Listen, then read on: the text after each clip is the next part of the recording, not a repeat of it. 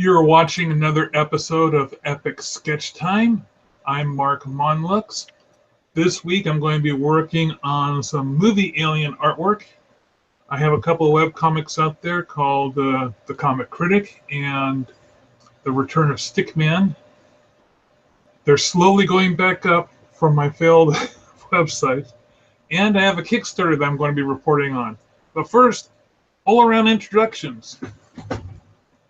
My name is Pat McEwen. I do a comic called The Devil and Mr. Gandhi. You can read it at devilandgandhi.com. And I'm Ian Castrita. I'm an illustrator, graphic designer, and cartoonist when I can. I have a webcomic that I don't update as often as I should called Employees Only. You can find it at employeesonlycomic.com. Otherwise, the rest of my stuff's at unfedartist.com. I really like your website name. That's a great name. Oh, you like it? That's not what everybody said last week. I'm being sarcastic here. Okay. No, it really sells you. Yes, sir.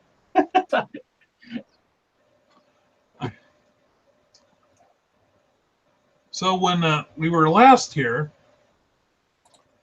I just started my Kickstarter last week, and I want to show you guys the artwork that Travis Bundy sent along. Let me blow this up really big. I don't know if any of you are familiar with a horror movie series called Puppet Master, put out by Full Moon Entertainment. There were 9 movies, each almost as ludicrous as the next, but it was one of Travis's favorites. So this is the art that he did for the screensaver. Okay. Do you consider that to be an obscure movie? Actually, I asked him what he thought would be an obscure movie, and that's what he came up with. Personally, it didn't make the cut for me in the deck because it wasn't obscure enough. Right. I know about it, so it can't be that obscure. I was suggesting to him that perhaps he do one like the Black Scorpion, which was Scream Queen Mara Corday was in that one. She was also in another big bug movie called Tarantula. Scorpion was nowhere near as good as Tarantula, but another friend of mine, Sam Day, who is a wedding painter, is currently painting that. And we have Bill. Bill, why don't you introduce yourself? Hi, I'm Bill Morse. I'm a cartoonist and illustrator, and I do a web comic called Rhapsodies. How's it going, Bill? It's well beyond the hangout seeming to be designed to drive me insane. I'm doing okay. It's sort of like I'm casting bet pools on just how long it takes me to get in. Yeah, I never not have trouble. It's just kind of a roulette wheel as far as actually getting in. Mm-hmm. I used to have problems all the time, but it seems to have gotten a lot better. I very seldom have an issue anymore.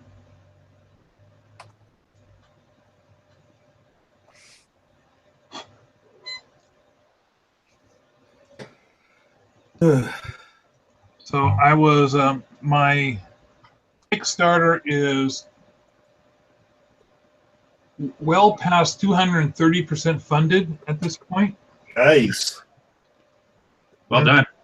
And if anyone's watching this, just go to Kickstarter and do a search for obscure Movie Monster playing cards, or go underneath the illustration section search there. I was pretty much in the top 10 during my first few days because I was just shooting straight up. I reached my initial goal in 12 hours. So that was pretty sweet. I probably should have aimed higher, but it's still going up incrementally, bit by bit. I'm now entering what Stowe, who will not be joining us today because it's a spring break and he's got kids, plus technical problems. But anyway, by the way, everybody, this is technically Stowe's show. He hasn't been on it since the beginning of the year. At least it feels that way. When was the last time Stowe was on? Oh man, now I don't even remember.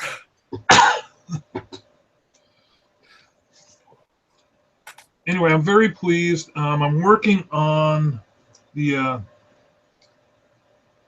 as one of the stretch goals, I added in these bingo cards for horror movies so that when you see something in the horror movie, you could check off a square on your bingo card. And a friend was suggesting that I just put some of the obscure movie monsters I had on the back, make it play off the set, but I kind of want to have them as a standalone separate product. So I was thinking about making them look very similar to the front of my books, which are kind of busy with different movie characters and things on them. So I was thinking, okay, I'll draw the typical cabin in the woods and have things like chainsaws and hatchets and dismembered limbs and things like that scattered all around it. Thought? That sounds promising. And let's see.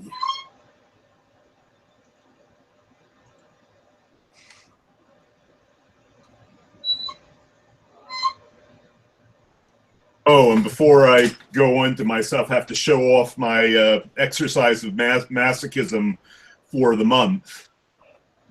I just started a sketch challenge, so here's what I got so far. For the theme is Grimm and Anderson fairy tales with a film noir period aesthetic. Yeah, I saw your Snow White and the Seven Dwarfs earlier, and it really reminded me of a Great Depression soup kitchen. That works, but film noir does take place during the Depression, so I'm kind of in there. Go ahead and hold it back up again, because when I was talking, Okay, here is the soup kitchen in question he's mentioning. When I was halfway through it, I thought of about 5 other ways I could have done it, but I wanted the dwarves in it because what's Snow White without the dwarves, and so it was either something with her being a domestic or her in the glass casket.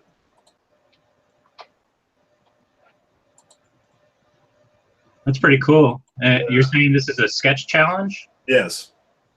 Could you explain that? I'm not, like, just a personal challenge you set for yourself, or? Personal challenge I set for myself. I mean, essentially it's one sketch, or in this case an ink sketch, which one a day for an entire month. I mean, a lot of people do them. I mean, the popular time is Inktober or Sketchaween, but I always like to do another one just to keep on my toes, essentially. And it's a nice exercise because essentially it forces you to crank out an image as quickly as possible. And if you do it random, like I do, it forces you to think outside the box and not allow yourself to wait for the best idea, and think of something fast, execute it fast, and most importantly, if it turns out not to be as good an idea as you thought it was, own it and force it to at least come out at mediocre. Yeah, my series for the obscure movie monsters started off as a Inktober challenge, and I figured, hey, I've got half of the deck done here after a month. I might as well keep doing it. And what you're seeing up on the screen was the following year I decided to do another, do the Inktober challenge, and this time I decided to do obscure movie aliens. And I might turn this into a card deck. It all depends on how successful the first deck is. And also, it took me like 2 years on the back burner to do my first deck, and it's been a bit of a distraction. So I think the deck really has to take off for me to do another one. But in the meantime, I'm prepping these files just in case it does. But yeah, next time that October comes around, look for Inktober. There's usually a theme for every day, or suggestions for every day. There's also Drawloween during that month. If you look for those hashtags on Instagram and Twitter, you'll see lots of really cool artwork that people are doing. Well, I'll give a shout out to Mr. Vince Dorse he's a cartoonist in Pittsburgh, PA. He did a comic called Untold Tales of Bigfoot, and he did his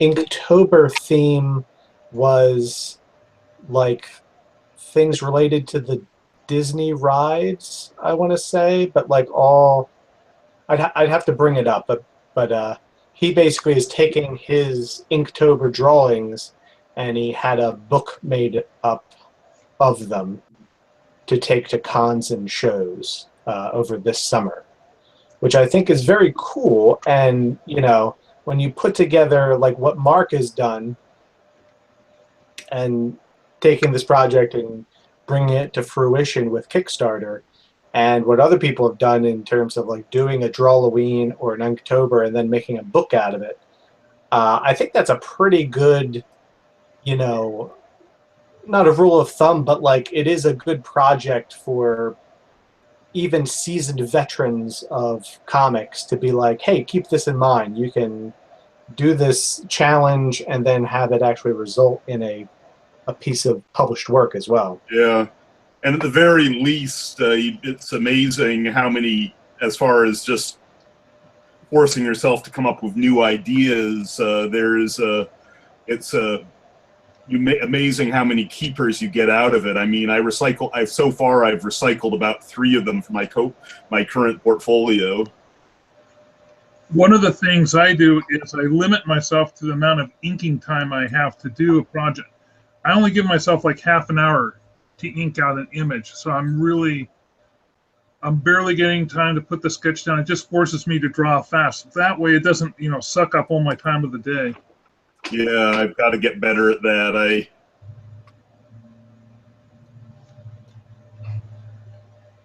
There's also, I don't know if you look for it, there's a thing called March MODOK Madness. And there's this guy that for a couple years, there's this comic book character called MODOK. Basically a giant floating head.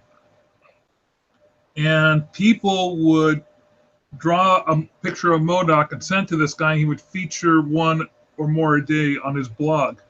Oh, cool. I'll have to look that one up. I haven't seen any done for this year, but I've done some in the past for him, and so has Stowe and a few other people I know.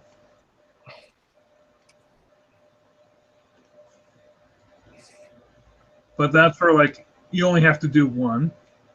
And there, of course, there's the May 4th, where a lot of people do an illustration of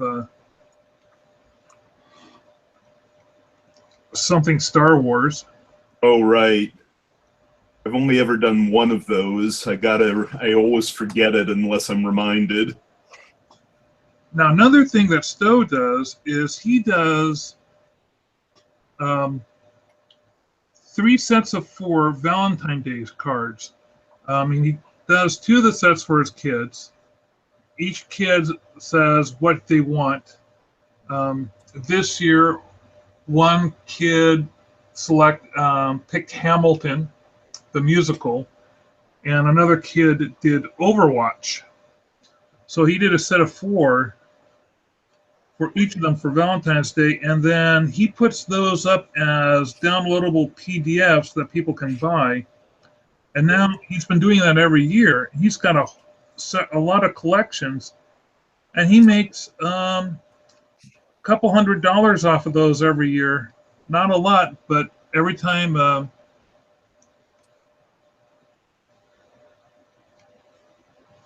Valentine's Day rolls around, people start looking and for something interesting to send out. I think his Star Wars series last year that he did when Rogue One was coming out was one of his most popular.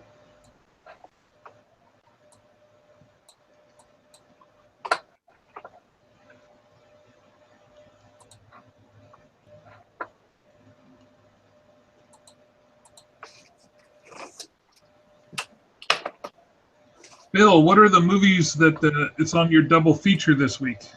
Oh, I haven't decided what I'm going to pick for this week, but I was doing Mr. Hulot's Vacation and Mr. Bean's Vacation, which I just finished watching last night.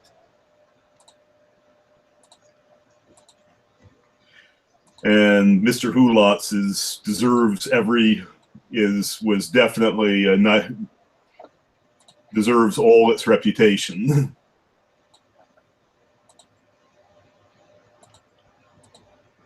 I'm in the middle of watching a Lee Marvin film that came out in the 70s called Point Blank. Is that what the Keanu Reeves film was eventually based off of, or?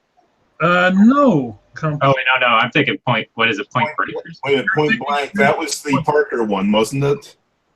No, it's not. It's Yeah, I'm getting mixed up. Yeah, you're thinking Point Break. Yeah. Don't mind me.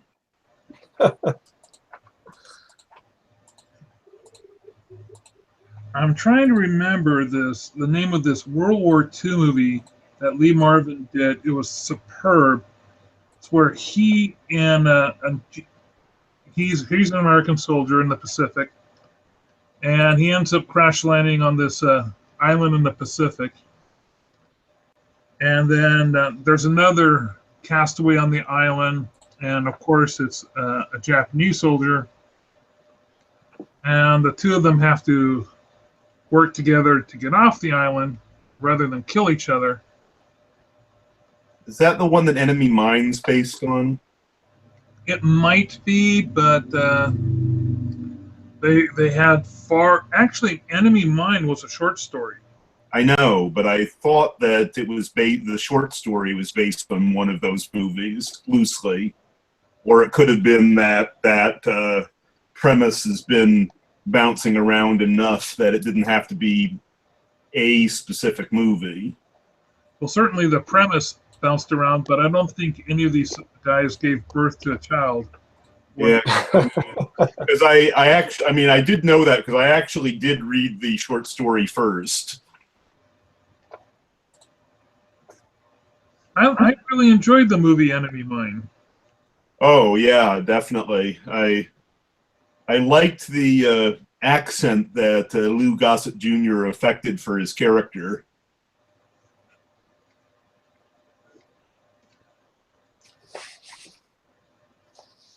Now, have either of you other gentlemen seen Enemy Mine?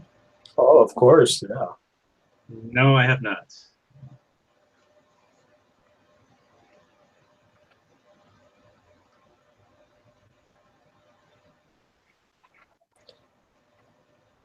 So the Lee Marvin one always it's one of those.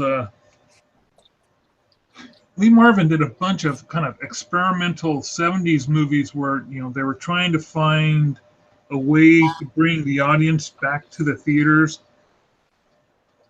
because TV had pretty much sucked everybody away. Mm-hmm. So directors were coming up with new, trying to find new ways of doing storytelling and stuff, and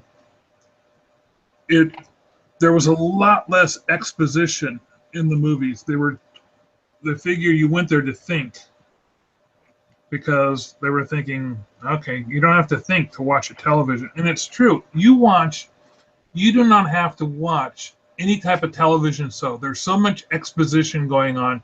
You can just have it playing in the background. You don't even have to get a scene-by-scene breakdown.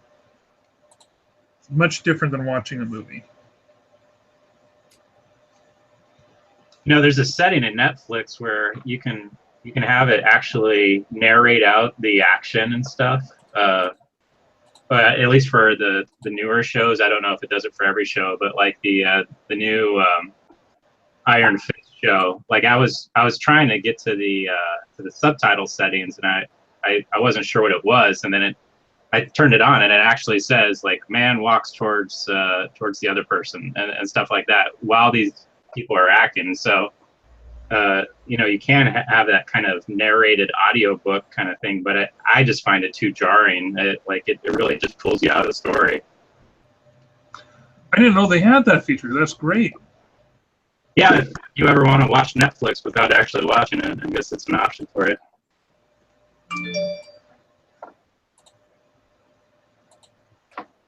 I'm going to try inviting Drew into this one more time. He said he was going to try to get here. I never got around to sending out the Twitter confirmation to everybody, but pretty much everyone who said they were going to be here today is here.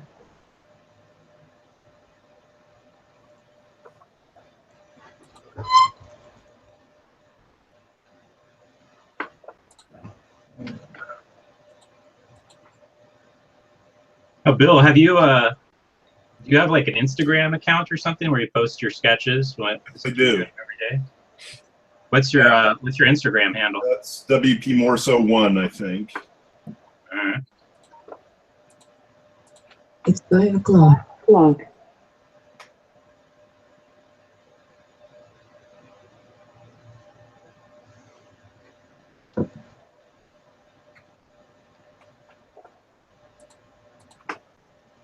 My Instagram account is Mark Mon. I label everything Mark Monmouth. It's just a lot easier for me. If anyone ever steals my identity, I'm going to be in real trouble. But until then, it's real simple.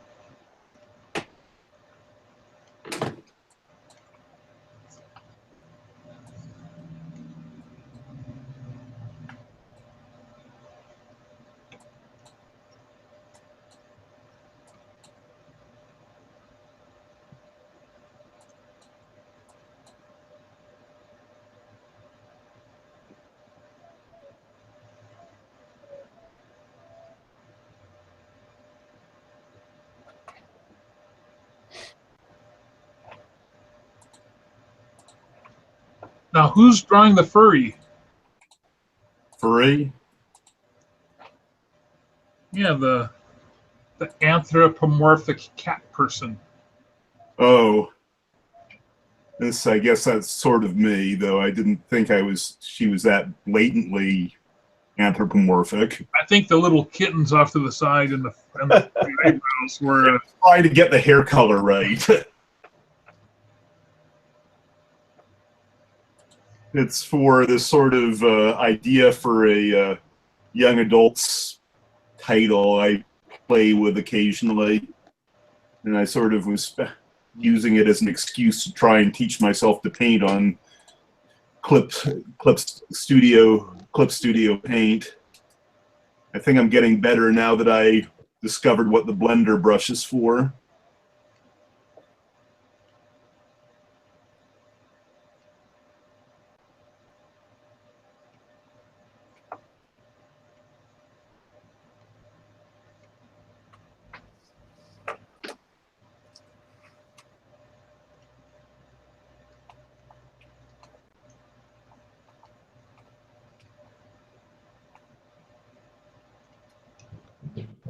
So there's a new comic convention that I'm going to. It's a local one. It's a little one-day thing. It's called WenCon, and it's held in a little town called Wenatchee, which is in the middle of the state.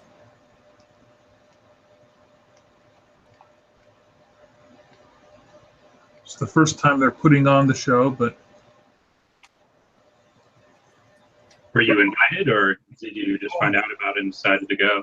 I found out about it and decided to go. What's the appeal for you?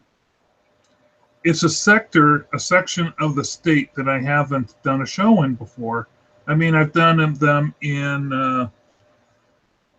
on the far side over in Spokane, Washington, and up north in Bellingham, Washington, and in Seattle when I was doing Emerald City, and there's some other shows up there. And the only other regional show I'm going, since I wasn't in Emerald City this year, but I found that there are these people that tend not to drive a great distance to go to a comic book convention, but will definitely go to a little regional thing if they hear about it. And then there are these other people that they go to every comic book convention, regardless of how big or small. Bellingham, which is a small, I mean, it's a very small venue, only about 4,000 people come. It's not very big, but when the people who do show up, they come with fat wallets and they stay all day in this small place and they spend all their money. And it's one of the best one-day shows. One day there is well above, a day at a multi-day comic convention. It's interesting to hear you say this because on webcomics.com, Brad Geiger just posted how he's not going to go to conventions anymore.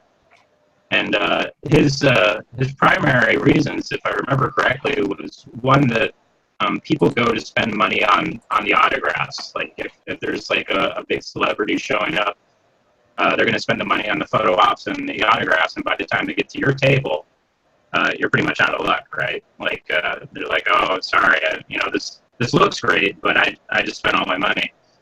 And then the second thing was that people are mainly going as cosplayers now, and they're not really interested in comics like they used to be. And to give Geiger some credit, I didn't watch all of his little video on it, so there might have been more reasons, but those were the ones that I quickly came away with before I got distracted and had to do something else. But I've been hearing that tone lately over the past year or so about how conferences are less attractive to artists, and it's not really financially warranted anymore to really invest in going to a big convention anymore. For example, when I went to Denver, you have to plan when you do an out-of-state convention, and you have to cover the cost of room, of travel in your room. Yeah, it's hard to go far into the black. You mainly do it to build your readership. But and there have been times where I'm kind of going, well, some conventions definitely, bring in more money than others. Like Emerald City, big seller. But I was hearing the same comment that I have some friends who do the San Diego Comic Con because they've pretty much been legacied in. And yeah, it's difficult for artists to get money, but you get these little smaller venues, these smaller events.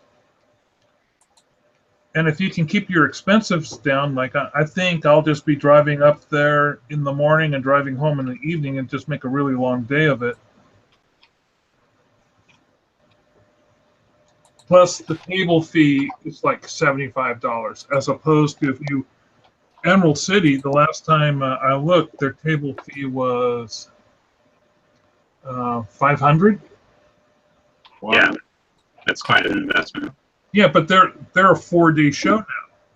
Yeah. And we're talking Artist Alley, right? Like, Yeah, we're talking artist hour. We're not talking a booth. Yeah.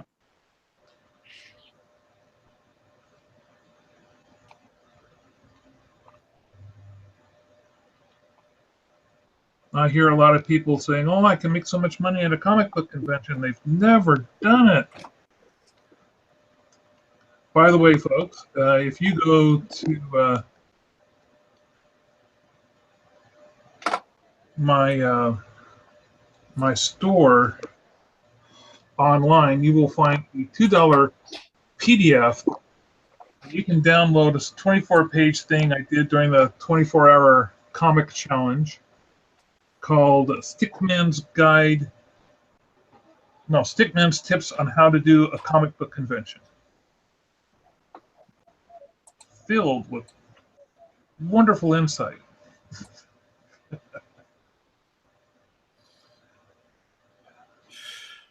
Ian, have you heard about the 24-hour comic challenge? Oh yeah, yeah. I've followed webcomics, since about '98. So yeah. Every time, like like Scott Kurtz from PvP or any of the other webcomics that I followed, started putting up their 24-hour comics. That's how I found out about it. It's a Scott McCloud idea, isn't it? Or yes, Scott McCloud came up with the idea. yeah, and I'm a huge fan of Scott McCloud. I don't know if I have the wherewithal to push myself to do it. Like I understand the challenge and everything. It's just I never saw the appeal of it. And in a way, like even the sketch a day thing, like I know the value of that, right? Like if you draw every day, you're just going to get better. And I never managed to sit down and make myself do it. I always get distracted by the other things of the day. So now that I'm a full-time artist, finally, I think I probably owe it to myself to sit down and do a 24-hour comic. I don't know, eat my Wheaties and drink my Gatorade and make sure I get it done. It's great if you can do it in a room with other artists. Yeah.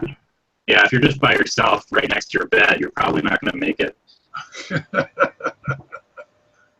I've done it. I've participated 7 times, and of those 7 times, I've completed a comic 5 times. Has it always been a pretty rewarding experience for you?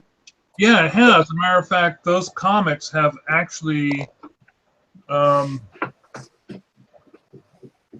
some of them I've been extremely proud of. Like there was this one year where the visual panels were all for this zombie apocalypse, the typical story, some guy gets infected, spreads the virus, yada yada, massive cure, gets distributed, rainbows at the end of it. But the dialogue and the captions for it was all about copyright law. And I made 2 of them tied together, and it worked really well, and I was very pleased with that. I got the idea from this cartoonist. I saw him talk about a social issue with a standard, Silver Age comic, superhero and criminal thing going on in the back, as his visuals, and he tied those 2 together really well. And I thought, oh man, I want to do something like that. That's a great idea. And then other years, I just couldn't draw fast enough. Had plotted too much story and couldn't get all the panels done in time. So one year I managed to, I ended up curtailing it down to an 18-page story as opposed to a 24-page story. So at least I finished off the story, but it wasn't a complete comic. You get people say, oh, I'll come back to this later and finish it off, but really, they never do. Mm-hmm. A friend of mine, Mark Brill, he brought in his friend Zan, and I've seen other people do this, like Stowe did this with a friend of his. His friend did all the writing, so he would just concentrate on doing the drawing. And he wanted to do this anti-bullying comic. Well, he didn't get it done in time, but it was all scripted. It was all blue lined, and he had most of the pages. So he decided that he would go back and redo it. And he spent some time on it, and that bullying comic ended up getting distributed through the gay community quite a bit, and he ended up being featured in magazines and such, both him and Zan. Am I hearing right? Did you say bullying comic? Bullying. Bullying comic. Bullying. comic. Okay. I was following it until you said the gay community embraced it. I was like, what about bowling? I was very lost. Well, that's pretty cool.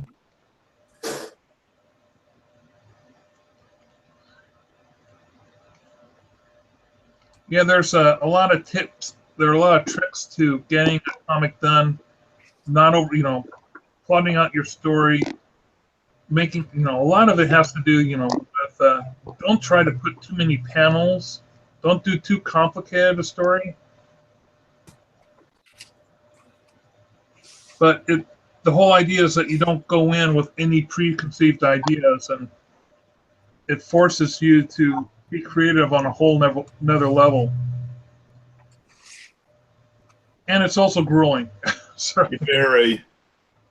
I mean, you learn a little bit of tricks. I mean, the big one is avoid energy drinks at the second one. After the second one, you'll start eating away your stomach lining. Oh. Stick to coffee and sugar. My trick is you gotta have protein. You have a big group of people, and people are stopping by in the middle of the night. They want to encourage you on. So what do? They bring you a box of sugary donuts. What you really want is you want a midnight snack like some hot wings. Some protein. Not something that's going to give you a sugar crash in half an hour. Mm-hmm. Now, for the uninitiated, like you said that there's areas where people gather to do these. Like, how would someone find that? Is it just like 24-hour comics, put it into Google and hunt it down, or is there like an actual website where they organize things? There is a 24-hour comic website. It's an international thing, and they usually, if people are participating locally, they will usually register there so that people will know what's happening. Yeah. Well, guys, sorry, but I have to leave right now. But talk to you soon. And Have fun at your event, Bill. Cool. I'll tell you all about it. See you next time, Bill. Yep. Ciao. Say Bill. But the best thing you can do is just organize one with your friends. That's what we do. We've been doing it so consistently every year that we've got a venue. We do it at a comic book store. They like having us there overnight. When the first comic book store closed and went out of business, another comic book store opened up their doors to us because they like the publicity.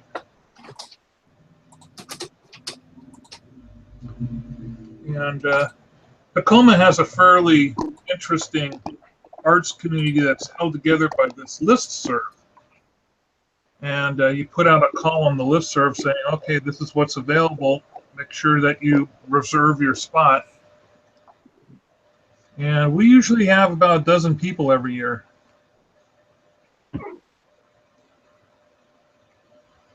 So if you happen to be in Tacoma, and it's also held the same time every year. I'm trying to remember when. It's usually the first weekend in October. I think May 5th or something. No, pardon me. Yeah, the first Saturday in October, not May 5th. I don't know what I was thinking there. Mind fart. Sorry about that.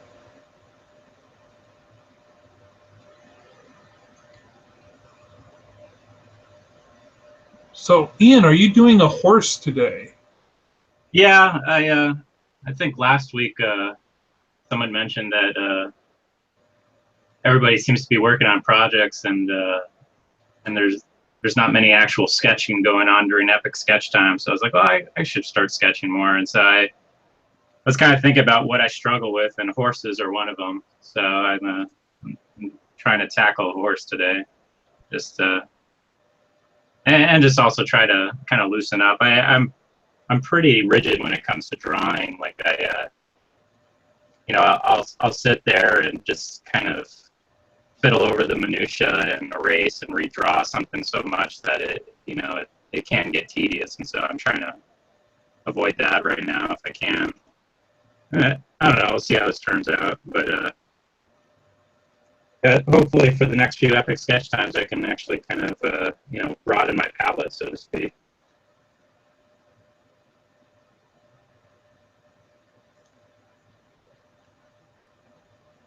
I remember I was working on a cowboy slash like zombie comic with a friend, and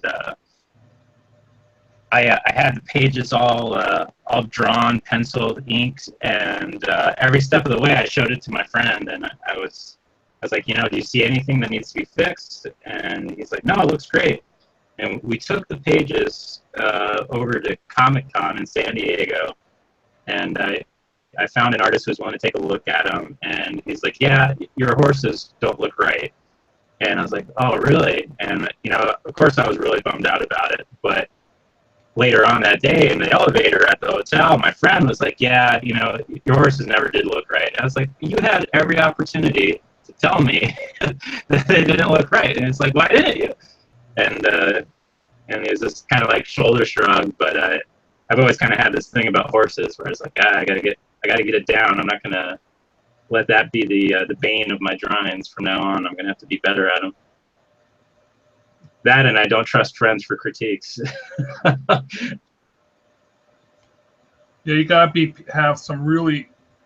Stowe is great. Stowe's absolutely ruthless with his critiques. He's brutally honest, and the worst thing about it is he's usually right.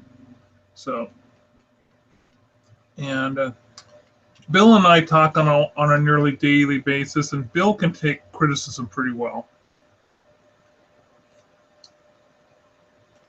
Yeah. Usually asking what could be improved on something.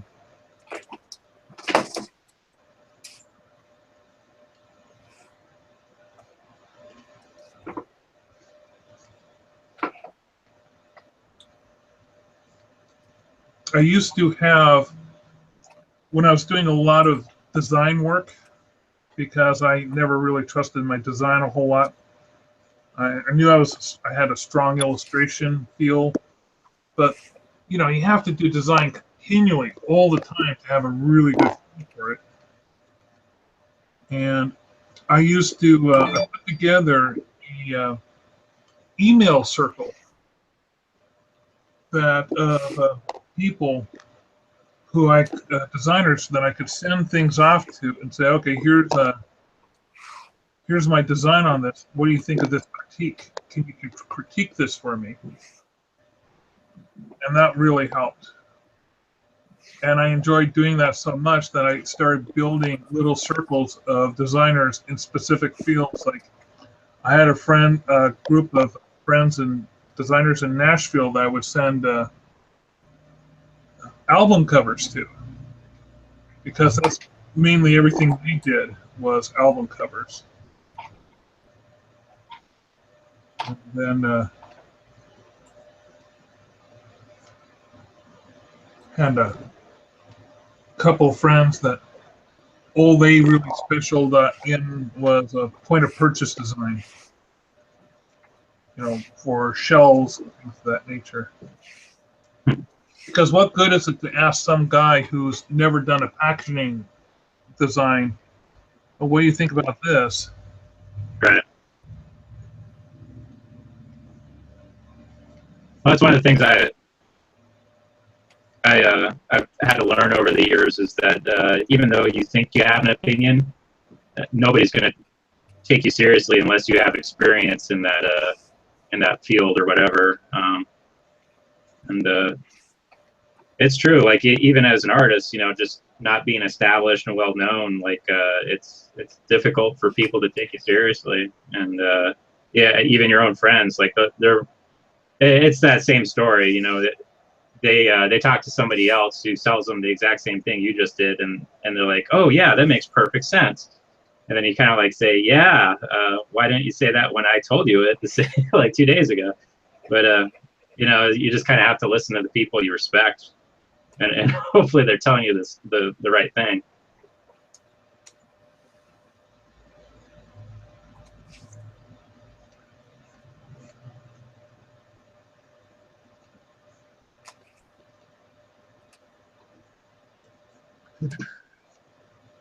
What are you working on today, Patrick? It looks like another Devil and Gandhi thing.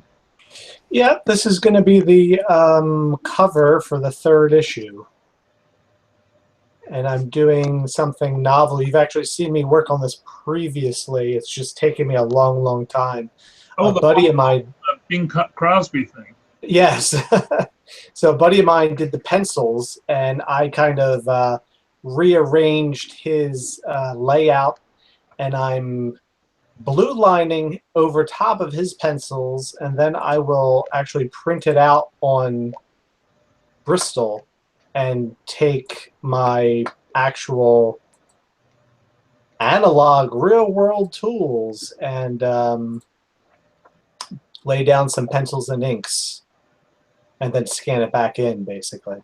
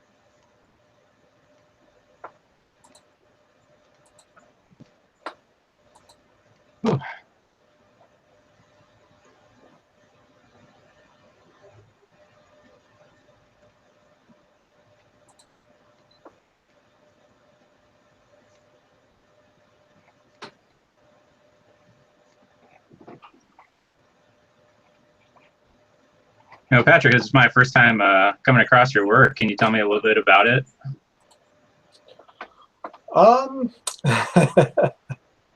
When I'm at cons, I tell people it's kind of like a raunchy Abbott and Costello. So it's definitely a odd couple comedy with bits of horror thrown in. I started doing it several years ago, just to do it, just for fun, and it just keeps on rolling along. So It's such a unique idea, though. Like, how did it come about? you know, I started working on this project that I was calling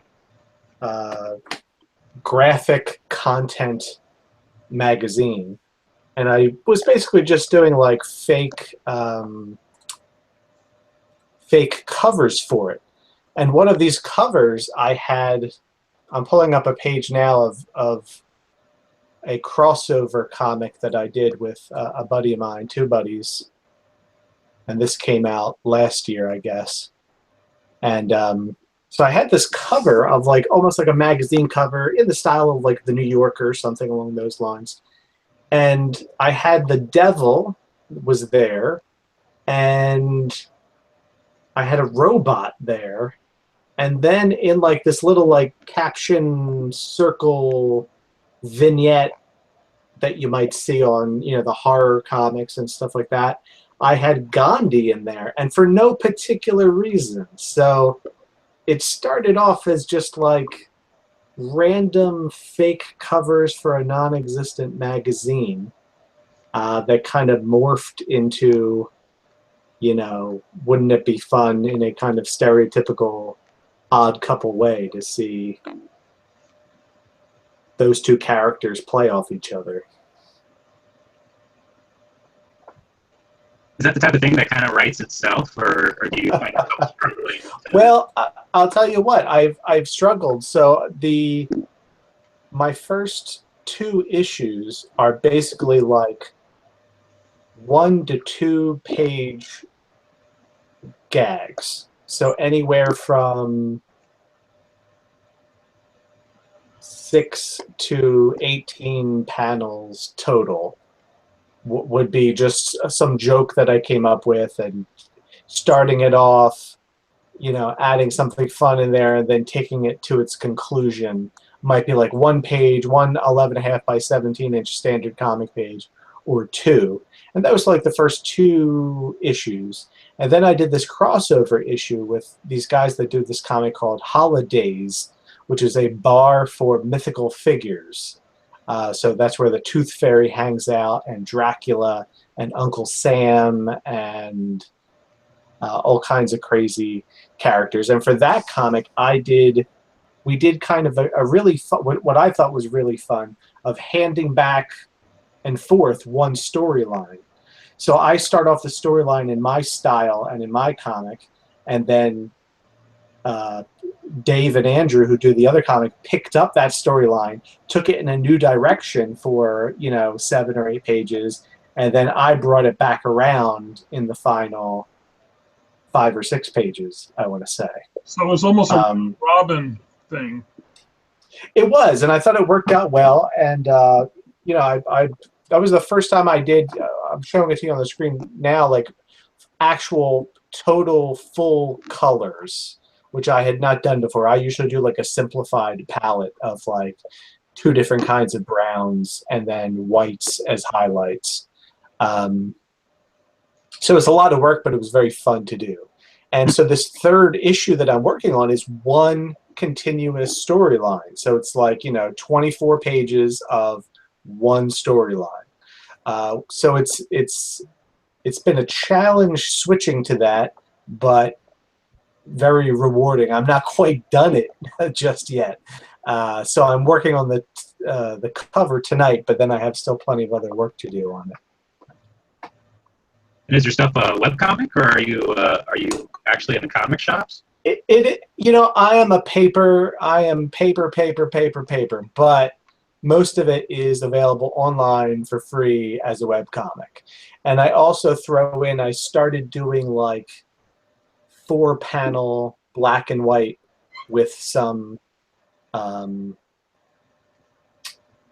like half-toning, like daily strip, 4-panel gags that I started doing for a while too. So I go back and forth. So I've done a couple shows. Haven't really made a push to get into comic shops. It's just me, so I don't have a distributor or anything. And I don't particularly like the door-to-door salesman aspect that you really do have to do if you want your stuff in comics, if you're not going through regular distribution.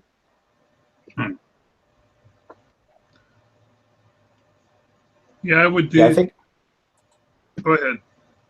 No, I think I'm probably just going to do one show this year up in Utica, New York. And I did it last year, and it was a very good show. So it was fun, very family friendly. A lot of people willing to give a shot to. You know what I mean? Like, oh, this looks totally weird and wacky and unique. I'm gonna buy it. You know what I mean? So it was very good in that regard. So one of the smaller shows, like Mark was talking about. Yeah, I would say so. I also did I tabled at the Small Press Expo, SPX, down in Bethesda a couple years ago. And that's like the premier like small press show. But it's also it's a crowd that, I don't know, like there was so much of it was like anime inspired, and also like a huge contingent of like,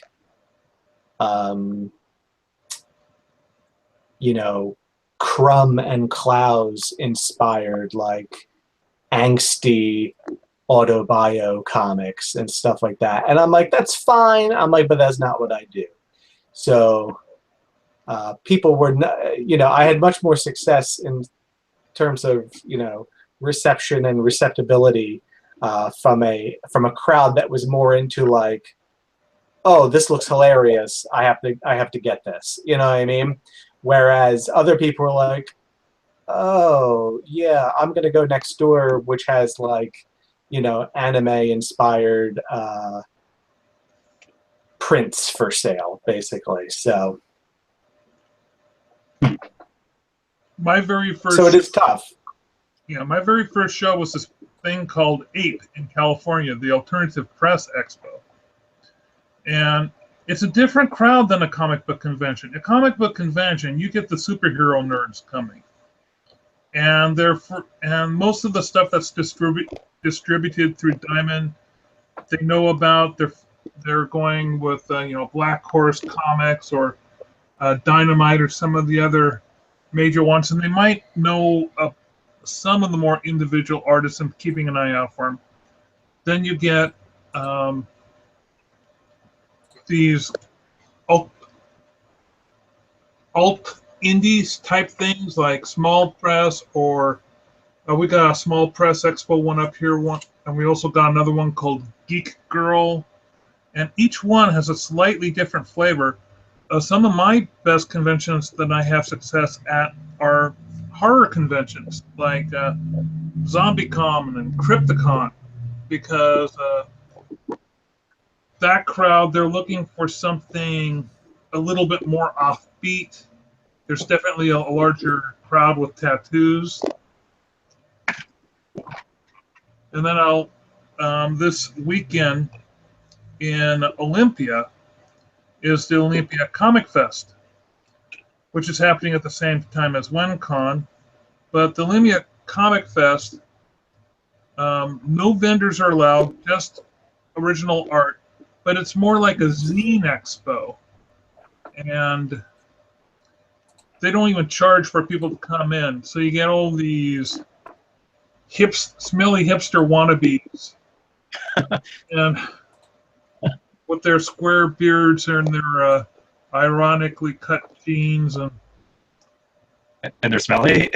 oh my God, are they smelly? Over in Olympia, there's this alternative college called Evergreen, where Donna Barry and a bunch of other art cartoonists originally came from. And things have only come downhill at Evergreen over the years.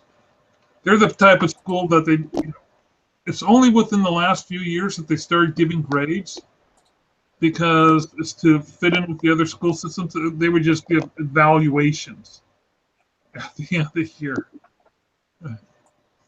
Sort of like the equivalent of a soccer team trophy. Oh, you did good. Just doesn't cut it when you're trying to get a PhD in biology. So, but that's a fun little convention. I usually do okay there because, one, the table's only $25. It's only 4 hours long. It's a very short convention. And I could go to a 3-day convention like Crypticon, which is takes more time, more effort. I have to pay for parking. The table costs $175, and I'll actually end up at the end of the whole deal.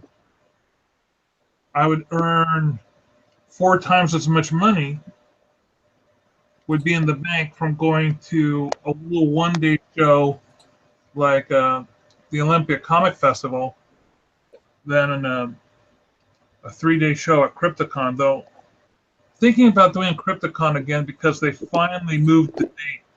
They always held it on Labor Day weekend. And I thought, and this is one of those conventions where people absolutely go just to get autographs. I would say that 80% of my sales were made to other vendors. So I'm wondering if maybe that might change. But talk about some interesting talent. You know that the guy who played the creature from the Black Lagoon, that guy's still alive. Wow. So if you want to get the creature's autograph, or Bill Mosby, if you know horror movies, you would know who Bill Mosby is, because he's in practically every horror movie. Or one of my favorite actors, who's now dead and got his autograph. He was the the villain in Jaws. Pardon me, the villain in the Bond movie Jaws. What? Wait, say that again? A Bond movie. So the Bond villain, Oh, guy named right. Yeah, the big guy with the metal teeth. I was gonna say the villain in Jaws is Jaws, so that's kind of the Sorry. shark was there. No, that was some amazing acting. You don't know. Yeah, Bruce was there. He was. Have either of you guys seen the original The Hills Have Eyes? No. Okay, well, the guy with the weird lumpy head, he was there. He's a regular. Love that guy. Scared the piss out of me when I was a teenager. Gentlemen, it is 7:39. It's time to go. Time to go. For everyone who has been watching, you have just enjoyed another episode of Epic Sketch Time. To participate on Epic, just contact me via my Twitter at Mark Monlux. That's MarkMonlux. And I just realized I had my screen share off and people have been staring at the top of my head for the last 20 minutes. Okay. Anyway, I'll see you guys next week. Thanks for joining us. All right. Bye, everybody.